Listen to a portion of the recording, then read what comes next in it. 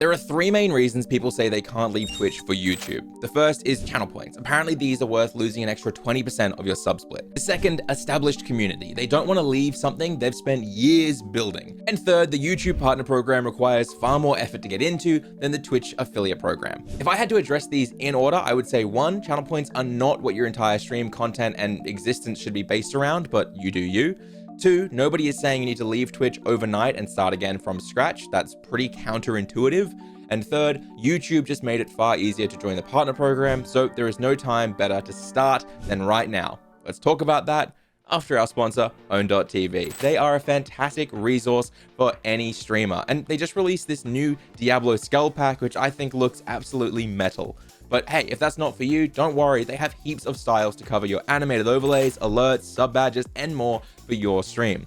But they also have static overlays that take up less of your PC's resources, meaning you can let those resources focus on encoding your stream and making your gameplay buttery smooth. We have a link in the description, so if you go ahead and click that and check out what they've got, you might find your new stream overlay pack and support us in the process. To understand the new changes, you'll need to first understand the old requirements to join the partner program. These were 1,000 subscribers, and then you could pick. You could either have 4,000 hours of watch time on long format in under a year, or 10 million valid public shorts views in 90 days.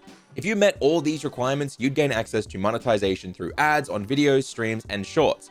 But you'd also get fan funding, so paid memberships at a 70-30 split, super thanks, which are direct donations that come alongside comments or chat messages, and a few other monetization features that most of you don't use. Personally, I found these requirements really fair and, to be honest, a solid baseline, but I know many of you struggled to reach them, especially those who focus solely on streaming.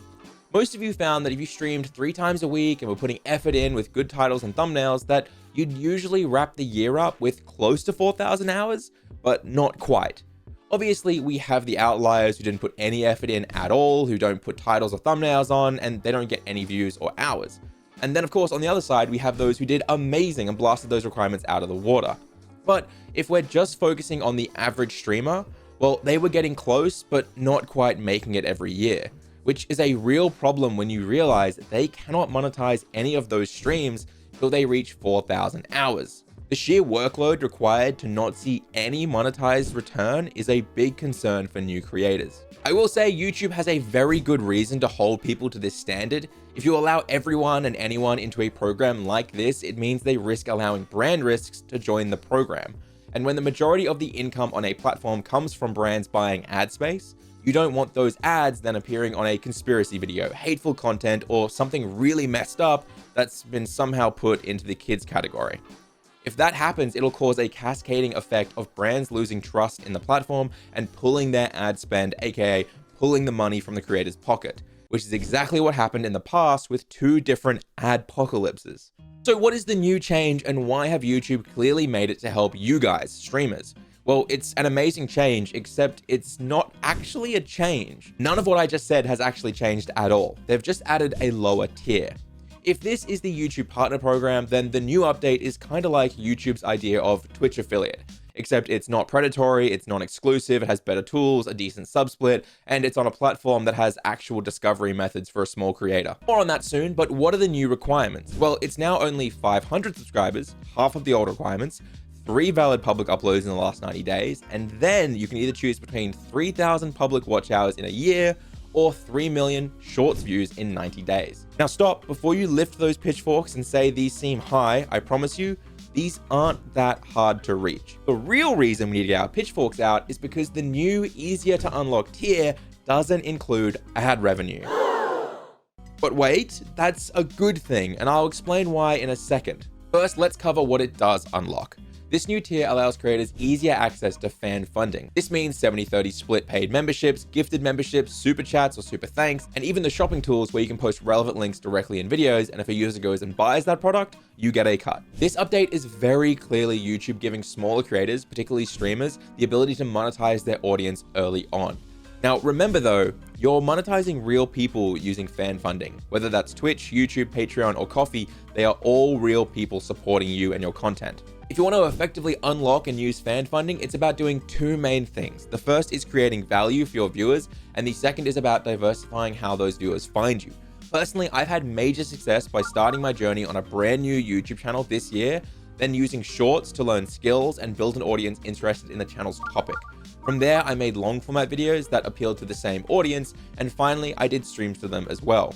This has netted me over 25 million shorts views, over 300,000 long format views, and on the streams, between 50 to 85 average viewers when I use the tools properly and I actually have time to go live. Once I took it seriously and sat down to work on it, I was monetized within 5 to 6 long format videos and about 20 to 30 shorts, which was roughly 2 to 3 months. Under these new requirements, I would have been monetized within a month. So you can imagine I have been pushing for memberships pretty damn hard. No, actually, I haven't at all, because I always remind myself that fan funding isn't monetizing some big corporation like ads do. It's monetizing you guys, real people who need to pay rent and, look after their families. For me, I need to continue my journey providing value and building a community that feels like I am worth their time before I ask for people to become members. It will take a long time, but building this trust is key, and it's why I don't even ask you guys to become members on this channel either. I will say though, the fact that I can set my paid memberships to cost less than Twitch's and still earn more per membership than Twitch's is a big plus for me. I'm saving my viewers money and making more money in the process. It's a win-win. Plus, I'm actually putting my money where my mouth is, and I'm not just sitting here insulting Twitch while still streaming on the platform. I follow my own advice, I walk the walk that I talk, okay? And I know the question will be, hey Eljay, with this update, should I move to YouTube as well? And the answer is pretty obvious. No. But that's just because you shouldn't be a zealot for any one platform. I have said since day one, diversify, and I will say it till I die.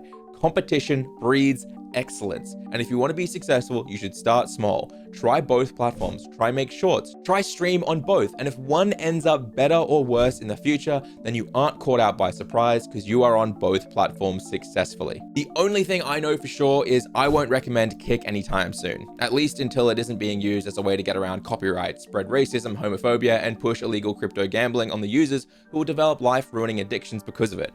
But if we ignore all of that because most of you sadly don't care about it and just look at it objectively, it has less viewers than every other platform, no way for small streamers to be discovered. In fact, it has worse discovery than even Twitch, which is really saying something. It has no tools, worse technology backing it, worse features, and they're paying their direct competitor Twitch or Amazon directly to use their servers.